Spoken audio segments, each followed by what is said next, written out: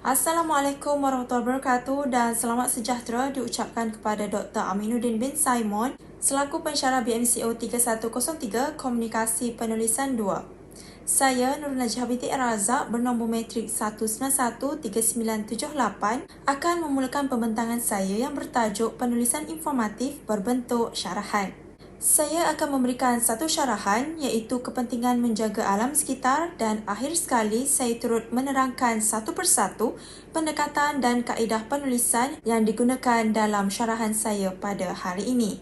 Bismillahirrahmanirrahim. Tingkap papan kayu bersegi, sampan sakat ke pulau angsa, indah tampan kerana budi, tinggi budi kerana bahasa.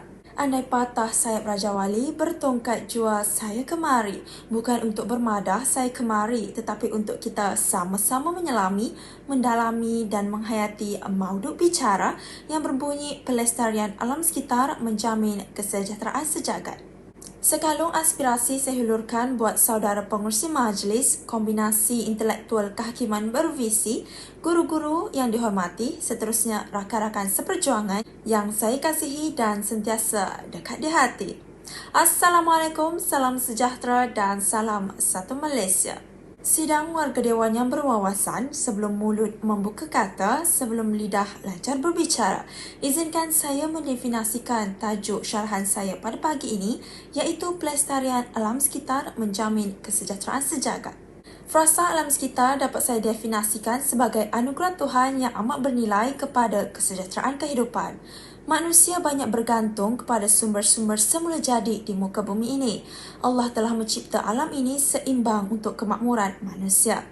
Bumi yang luas dijadikan tempat tinggal manusia, gunung-gunung sebagai pemasak bumi, tumbuh-tumbuhan sebagai sumber makanan dan ubat-ubatan kepada kehidupan, demikian juga dengan pelbagai jenis haiwan dan hidupan di lautan. Alam sekitar yang tidak tercemar memberikan kita suasana yang selesa dan menyamankan. Di samping memberi keselesaan kepada manusia, ia juga sedikit sebanyak akan terjejas akibat aktiviti-aktiviti pembangunan negara sekiranya alam sekitar di negara kita tidak dijaga dengan baik. Hadirin warga dewan sekalian, salam sudah saya hulurkan, definisi sudah saya perincikan. Ayuh kita selami tajuk saya pada hari ini dengan indikator saya yang pertama di bawah frasa pelestarian alam sekitar yang bersih membolehkan kita menyedut udara yang segar. Udara yang bersih merupakan nikmat yang sangat bernilai kepada kehidupan manusia. Kawasan yang segar dan bersih lazimnya dipenuhi dengan tumbuhan menghijau. Tumbuh-tumbuhan membebaskan oksigen ke udara dan membolehkan badan kita mendapat bekalan oksigen yang secukupnya. Udara dalam alam sekitar kita yang bersih dan segar juga membolehkan kita menikmati keselesaan. Kita akan berasa selesa jika tiada gangguan di persekitaran kita. Cuaca panas dan kering yang disebabkan oleh kenaikan suhu dapat dielakkan dan membolehkan kita untuk menjalani kehidupan dalam keadaan cuaca yang baik. Melalui persekitaran yang segar dan nyaman ini juga, orang ramai boleh melakukan aktiviti luar dan beriadah tanpa gangguan yang boleh menimbulkan perasaan rimas, marah dan tidak selesa. Malah, aktiviti riadah yang dijalankan dalam keadaan bersih akan meningkatkan tahap kesihatan kita. Warga dewan yang dihormati sekalian, seterusnya kita meniti ke indikator saya yang kedua iaitu dengan pelestarian alam sekitar membolehkan penanaman pokok-pokok dirancang dengan teratur dari semasa ke semasa. Penanaman tumbuhan hijau bukan sahaja memberikan suasana persekitaran yang sejuk dan nyaman, malah berfungsi untuk menstabilkan suhu persekitaran. Penanaman pokok-pokok ini juga bertujuan mengurangkan kesan pemanasan global melalui penyerapan karbon dioksida. Akhirnya, pemanasan global dapat dikawal dan akan dapat menstabilkan ekosistem persekitaran.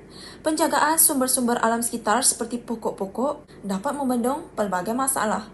Sebagai contoh, mengawal hakisan tanah dan banjir, hutan juga menjadi salah satu sumber ekonomi negara kita.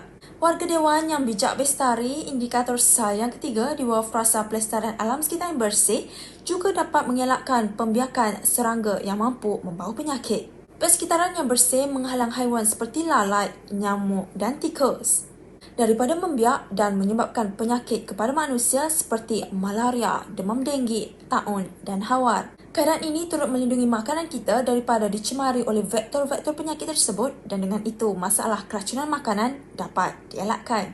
Di samping itu, meniti kita ke indikator saya yang terakhir di bawah frasa pelestarian alam sekitar yang bersih membolehkan sumber air bersih dikekalkan.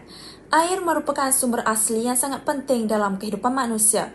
Air sangat diperlukan oleh tubuh badan manusia sehingga manusia boleh hidup bertahan beberapa hari dengan air sahaja tanpa makanan. Tubuh kita mengandungi lebih kurang 70% air. Sekiranya kehilangan air, hal ini akan mengakibatkan kita kehilangan tenaga. Air bukan sahaja penting kepada manusia, malah kepada hidupan lain seperti haiwan dan tumbuh-tumbuhan turut memerlukan air. Air yang suci dan bersih ini merupakan penjana kepada kehidupan di muka bumi ini. Oleh kerana air merupakan unsur penting dalam kehidupan manusia, masyarakat haruslah berganding bahu dalam memelihara dan menjaga kebersihan air, terutamanya menjaga kelestarian alam sekitar daripada sebarang pencemaran. Kesimpulannya, sudah terang lagi bersulur, pemeliharaan muka bumi perlu dijalankan bagi menjamin bekalan sumber makanan, sumber kesihatan untuk menghasilkan ubat-ubatan dan turut berperanan sebagai sumber kecantikan, keindahan dan kedamaian di samping udara yang bersih. Justru, semua lapisan masyarakat haruslah bekerjasama dan saling membantu dalam memelihara alam sekitar supaya kebersihan alam sekitar dapat ditingkatkan dalam kehidupan kita. Sekian, terima kasih. Baiklah, berdasarkan syarahan yang telah saya persembahkan sebentar tadi, dapat saya katakan bahawa format penulisan bagi syarahan mestilah mempunyai pendahuluan. Pendahuluan bagi sesebuah syarahan mestilah mempunyai kata alu-aluan dan tajuk syarahan yang ingin disampaikan. Seterusnya ialah pengolahan isi-isi utama. Saya menggunakan pendekatan penulisan penghujahan iaitu pemujukan rasional di mana idea utama yang dihujahkan itu akan dipertahankan berdasarkan hujahan fikiran yang rasional, logik dan jelas.